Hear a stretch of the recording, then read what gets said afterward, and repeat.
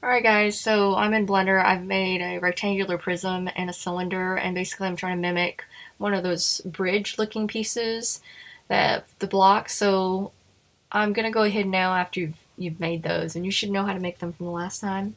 I'm just gonna go ahead and overlap them.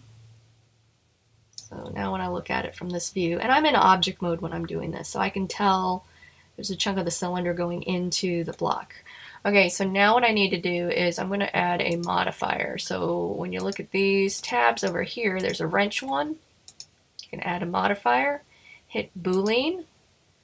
I have it set to difference. Now, default, I believe it's intersect. I want difference because I want to take the cylinder out of the selected piece. So you always remember, whatever you have selected, that's the one it affects. Then I'm going to go ahead and you get your final. So I'm going to go ahead and take the eyedropper tool, select the cylinder, and then I have to hit apply.